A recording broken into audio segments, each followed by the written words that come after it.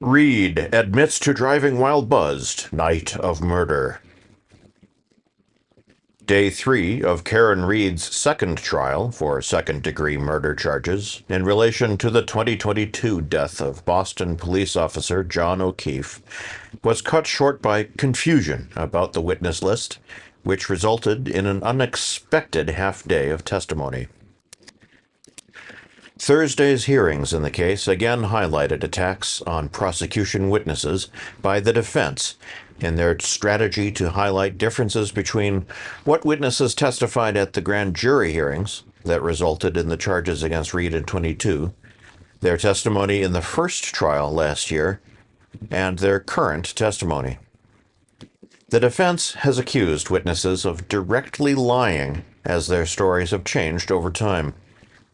It is part of a larger strategy to paint Reed as the victim of an all-powerful conspiracy that framed Reed for murder committed by others as a revenge for rogue ATF agent Brian Higgins' failed romantic pursuit of Reed. That defense suffered a blow on Friday by both Reed's own words and the testimony of Mike Camerano, described as a good friend of Officer O'Keefe. Camerano testified that he was unaware of any problems between O'Keefe and Reed and was unaware of the massive ongoing conflict between the pair that had played out over the last 36 hours of O'Keefe's life. Massachusetts State Police Trooper Nicholas Guarino then read text messages to the court from those 36 hours between Reed and O'Keefe. The pair had some sort of altercation that left O'Keefe apparently angry at Reed, and Reed questioning O'Keefe's commitment to the relationship. During the argument, Reed ignored O'Keefe's request for space, and O'Keefe was shown to have declined multiple phone calls from Reed as she attempted to get O'Keefe to agree to go out drinking the night of his death. When O'Keefe finally agreed to meet Reed for drinks, Reed hesitated at the last minute, blaming an issue with the hot water at her house and needing to wait for a plumber to arrive, as she did not want to be stuck at home without hot water during the pending snowstorm.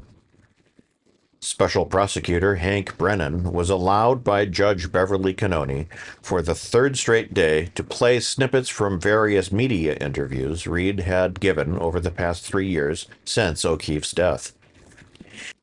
In snippets played surrounding Guarino's testimony, Reed admitted to having up to 9 drinks the night of O'Keefe's death, but claimed the vodka tonics were a weak pour. While she admitted she was buzzed when she left the 2 bars the couple visited that night, she claimed that she was not driving recklessly.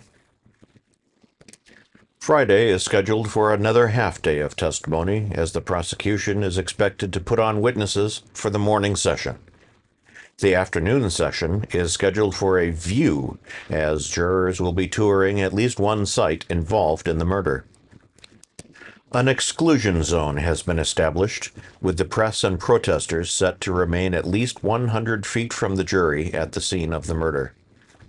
Monday's schedule is also set for a half-day of testimony, as the afternoon session is set for a voir dire hearing in relation to the ARCA witnesses who testified in the original trial. There is some controversy surrounding those witnesses, as they were presented as independent when it was later revealed they had billed Karen Reed's defense team for their expenses related to the first trial. There was more controversy surrounding the ARCA witnesses this week, as the defense refused to turn over text messages from the ARCA witnesses after being previously ordered to do so by Judge Cannoni. Those messages were later revealed to have been destroyed by the defense, despite requirements to retain those messages for multiple years.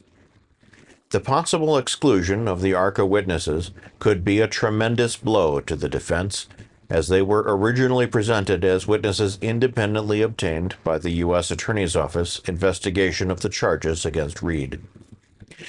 The U.S. Attorney's Office investigation resulted in no indictments of witnesses in the case, and was later dropped completely when those involved with the investigation were replaced during the transition from the Biden to the Trump administration. We will continue to provide commentary and live coverage on our YouTube channel for the duration of Karen Reed's second trial.